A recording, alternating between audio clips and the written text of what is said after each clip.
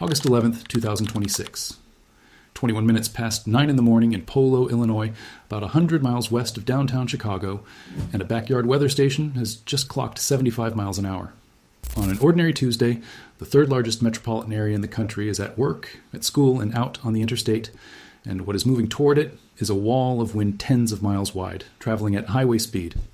Within 90 minutes, it will put 99 miles an hour on the tower at Gary Airport and drop 8 tornadoes across 2 states.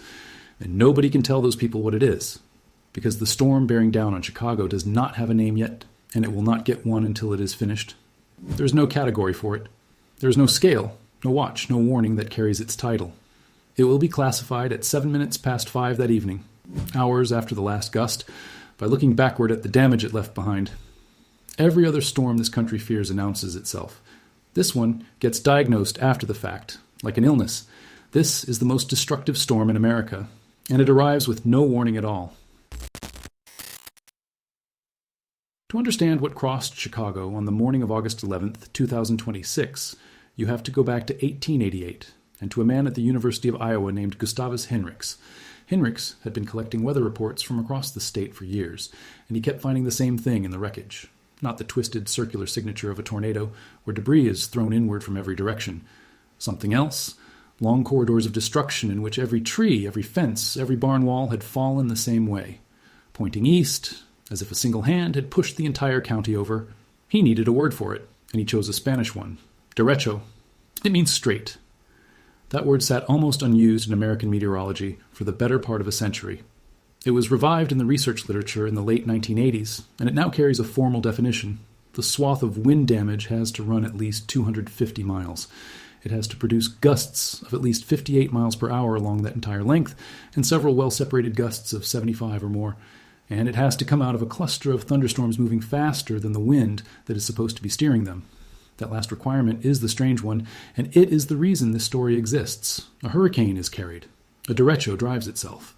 And here is the thing that almost nobody outside the field understands. Every other major American windstorm announces itself. A hurricane gets a name while it is still 1,000 miles out at sea. It gets a category, a forecast cone, a track map on the evening news, and days of warning. A tornado gets its own dedicated warning product, and, in most of the country, a siren on a pole that has one job. A derecho gets neither. It gets an ordinary severe thunderstorm warning, the same alert that goes out for pea-sized hail. And it is not called a derecho at all until after it is finished, when meteorologists go back and measure the damage it left to see whether it qualifies. The word is not a forecast. It is an autopsy. The mechanism is worth understanding because it explains the warning problem completely.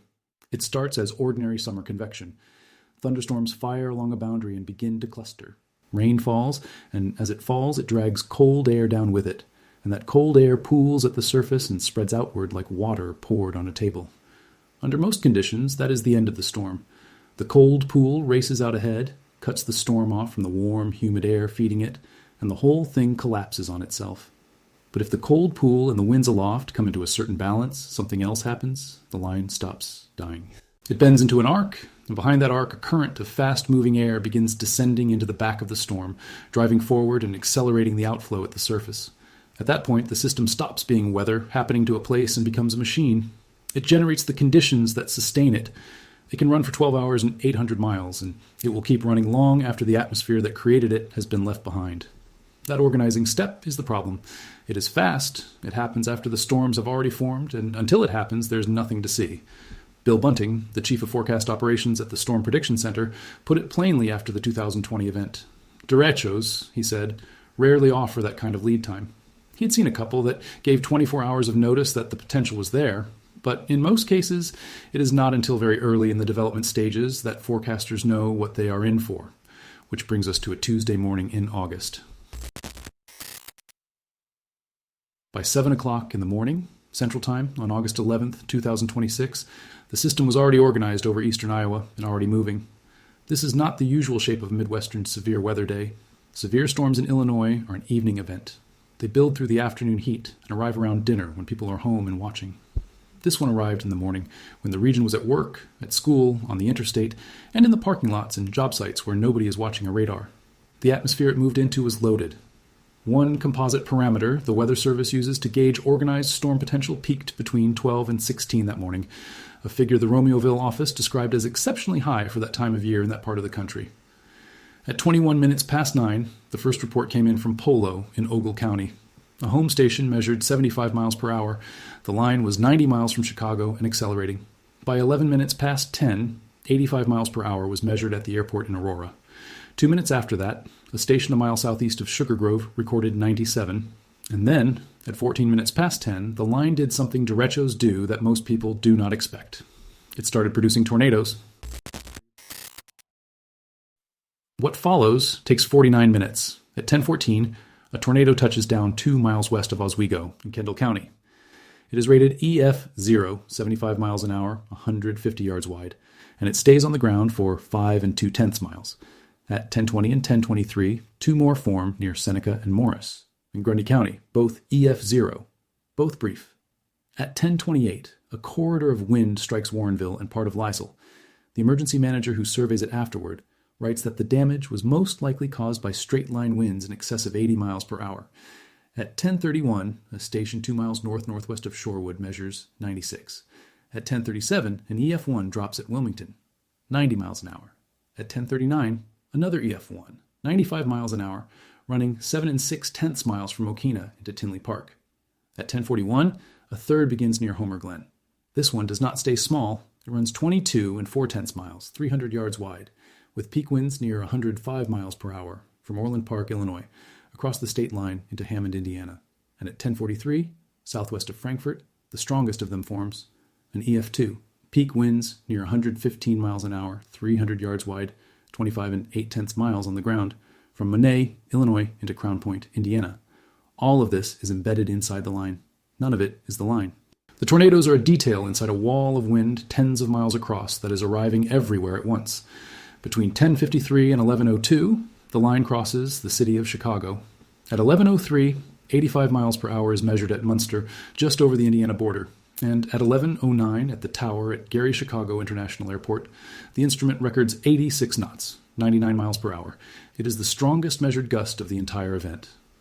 At the Weather Service office at Romeoville, the staff clock 58 miles per hour and note something that gets to the character of this storm better than any single number.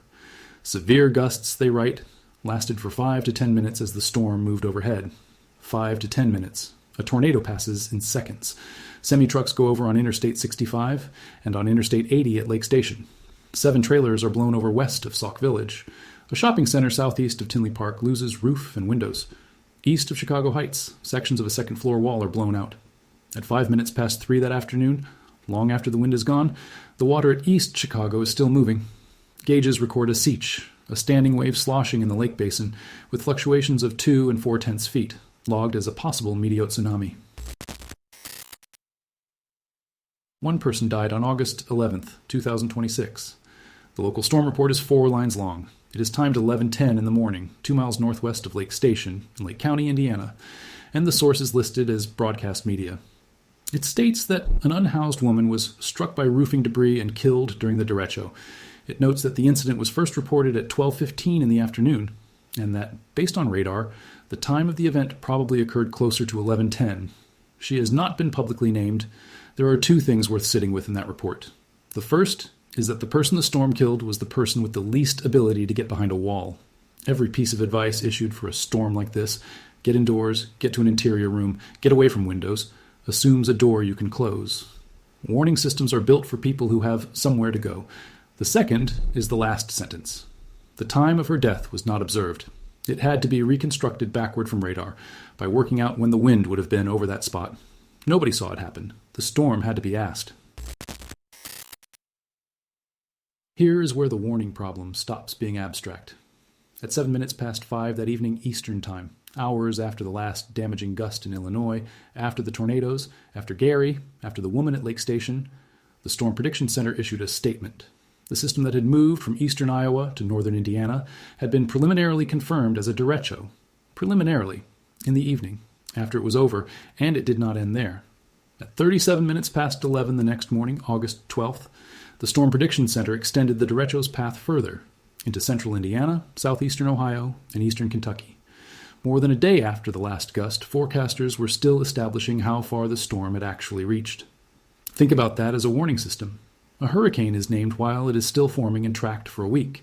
This storm's identity, its extent, its classification, were all determined retroactively, after every person in its path had already been hit or not been hit. You cannot be warned about a thing that is not named until afterward. 6 years earlier, the same corridor produced the proof. On the night of August 9th into the morning of August 10th, 2020, the Storm Prediction Center issued its overnight severe weather outlook for the Midwest. Omaha was not placed in a risk area at all. The region south of Interstate 80 was placed at level 1 of 5, the lowest category that exists. What formed that morning crossed roughly 770 miles in 14 hours. It produced wind damage across an area larger than 90,000 square miles. Roughly 20 million people were inside it. NOAA's National Centers for Environmental Information put the final figure at $11 billion and 4 deaths. It was the third costliest American disaster of that year, and it remains the costliest thunderstorm event in modern United States history. Bill Gallis, a professor of geological and atmospheric sciences at Iowa State, described it afterward with something close to disbelief. It was shocking, he said, to have that large of an area getting 100-mile-per-hour winds, and then he drew the comparison that defines the whole problem. Hurricanes, he said, come with days of notice. With this derecho, he said, the National Weather Service did a very good job to give 20 to 40 minutes of notice. Beyond that, he said, this storm was very poorly forecasted. 20 to 40 minutes. For the most expensive thunderstorm in the history of the country. In Cedar Rapids, Iowa, the wind did not gust. It settled in. The Weather Service office at the Quad Cities later put maximum estimated winds at around 140 miles per hour, which caused extensive damage to an apartment complex on the southwest side of the city. The strongest gust anyone actually measured was 126 miles per hour at Atkins in Lynn County. A swath of winds between 100 and 130 miles an hour crossed Benton, Lynn, Jones, Cedar, and Clinton counties, and it was sustained for 30 to 45 minutes. The official instrument at the Cedar Rapids Airport recorded 68 miles per hour at 12:30, a number that tells you how little of this event the formal observing network actually captured. Dusky Terry, who ran the regional transmission operator, described what it did to the grid. This was by far the most extensive storm damage they had seen since the company began operating the system at the end of 2007. The storm, he said, was the equivalent of a 40-mile-wide tornado that rolled over 100 miles of the state. Nearly 70% of Cedar Rapids' tree canopy was destroyed. Within a week, the fire department had placarded more than 1,000 buildings unsafe to occupy. One of them was the Cedar Terrace Apartments on the southwest side, near where the 140-mile-per-hour estimate was made. Roughly 75 refugee families lived there. The storm left an estimated 250 people without a home, and they stayed on the grounds for 6 days before an elected official arrived. Lenberg Phillip was 14, from Micronesia, about to start his freshman year at Jefferson High School. He watched the roof come off his building. I didn't hear no sirens, he said afterward, until our electricity went off. And then we went out and looked out the window, and then it just all happened. Cleaning up the insulation afterward, he developed a severe fiberglass rash and got to an emergency room only after his family asked a reporter to go with him. It was hard to sleep, he said, because when you put on a blanket, it would feel like the blanket was stabbing you. Mahanga Matiasi, in his 70s, lived on the top floor. The roof came off and threw his grandchild across the room. When I looked up and found out the roof was completely gone, he said through a translator, I was really afraid. I was thinking, what is life going to be like now? Pacifique Mushishi, speaking through an interpreter, said the rain came and the wind came and it was too quick, and that they simply honestly thought they were going to die that day. They had left Africa seeking refuge, he said. Now it felt like they were refugees again, here in America. Lemmy Talahan, a refugee advocate, had been at Cedar Terrace registering children for school when it hit. I didn't think anyone survived, he said. It was just that horrific. Alliant Energy peaked at more than 256,000 customers without power across 340 communities. More than 3,000 poles were replaced. Full power availability was not declared until August 28th, 18 days. 4 people died in the 2020 derecho, and their names are in the official record. Thomas Rowland was 63, from Solon, Iowa. He was riding his bicycle on a trail near Ely Road when a tree came down on him, around 2 o'clock in the afternoon. He was pronounced dead at the scene. In an interview years later, his widow Linda remembered that someone had pulled up and offered him a way off the trail as the sky turned. He told them no. He said he was almost home. There were 2 meanings in that, she said. Almost back to Ely. Almost home. They came at about 11 that night, she said. and gave her the news that they had found him on the trail. Samantha Weirson was 41, from Malcolm in Poweshiek County. She was a volunteer firefighter and emergency medical responder, and a mother of 5. A large tree fell on her house during the storm, and she died the following day. She always did what she knew was right, her 18-year-old daughter Zoe said, even if a lot of people didn't agree. Isabel Atencio was 73 in Fort Wayne, Indiana. Her mobile home rolled onto its side at about 7:45 in the evening. Firefighters found her under the debris, holding her 4-year-old grandson. The boy survived. She did not. And across the farm counties, the loss was measured differently. The State Agriculture Department and the Federal Crop Insurance Agency put it at 3.5 million acres of corn and 2.5 million acres of soybeans severely damaged across the 36 hardest-hit counties. Terry Hurdle was 75 on a Century farm north of Newhall in Benton County. The 1919 farmhouse lost its roof. "I've lived in this house since I was born," he said, "and now the first time in 75 years I've moved out." Roger Zylstra, 69, near Kellogg, lost the roofs off 4 hog barns. "The question that remains for all of us," he said, "is what happens in the next 5 or 6 weeks. How much can we salvage out of these fields? I know that some people won't survive this." That same afternoon, 6 hours downstream, the storm reached Chicago. Gusts of 92 miles per hour near Dixon, 85 at Lincoln Square in the city. 11 tornadoes were confirmed in Illinois.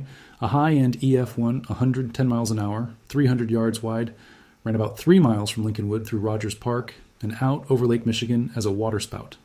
It was the first tornado of that strength inside the city since March 12, 1976. "There was an eerie calm," said Linda Beck, who lives just off Jarvis Avenue. "Then it got real dark, and then boom, the sound, all the trees snapping at the same time." Something did change after 2020, and it deserves to be said clearly. On August 2nd, 2021, the National Weather Service began attaching a damage threat tag to severe thunderstorm warnings, the way it already did for tornado and flash flood warnings. A warning tagged destructive, meaning hail of at least 2 3/4 inches, or 80-mile-per-hour winds, or both, now automatically triggers a wireless emergency alert on every phone inside the warned area, the one that makes the sound you cannot ignore. A tag of considerable at 1 3/4 inches of hail or 70-mile-per-hour winds does not. Only about 1 severe thunderstorm in 10 reaches the destructive threshold in a given year. That is a real fix, and it works. It is also an admission. For the entire modern history of this storm, through 1888, through the revival of the term, through the costliest thunderstorm event this country has ever recorded, the storm that flattened Iowa rang no phones. And the deeper gap is still open. There is no derecho scale, no Category 1, no Category 5, nothing a person can hear and immediately sighs. There is no derecho watch and no derecho warning. The classification is still done afterward by survey, which is exactly what happened on August 11th, when the confirmation came at 7 minutes past 5 in the evening, and the full path was not established until the following morning. Meanwhile, the storms themselves are not holding still. A clematology of warm season derechos from 1995 through 2024 counted 147 of them and found that their frequency nearly doubled, from about 3 a year in the first decade of that record to about 7 a year in the last. The highest end events, the ones producing gusts above roughly 85 miles per hour, tripled. Modeling published in 2023 suggests that a comparable storm late this century might not carry stronger winds, but could cover an area 50 to 100% larger. None of that is a prediction about next summer. Derechos remain rarer than tornado days across most of this corridor. Most summers, the corridor gets none, but northern Illinois did not get none. It got 2. On June 10th, 2026, a line of storms produced 85-mile-per-hour gusts near Navy Pier and 2 brief tornadoes, and it was formally classified as a derecho. 9 weeks later, the second one came through in the morning and put 99 miles an hour on the tower at Gary. 2 in a single summer across the third largest city in America. The gap this story sits in is not a gap in courage, and it is not a gap in competence. The forecasters who gave Iowa 20 to 40 minutes in 2020 were doing something extraordinarily hard, extraordinarily fast, and they were right. The gap is in vocabulary. This country built its entire warning language around storms it can see coming. Storms with names, with categories, with cones and tracks and days of notice. And the one storm that arrives at 99 miles an hour across 100 miles of front on an ordinary Tuesday morning is the one that shows up without any of it. It has no name until it is finished. And by then, everyone in its path already knows. Thank you for watching all the way to the end. These documentaries take a great deal of research and a great deal of time to put together, and it means a lot that you gave this one your attention. If you got something out of it, a like, a comment, or a subscribe genuinely helps more than you'd think. Stay safe out there, and I'll see you in the next one.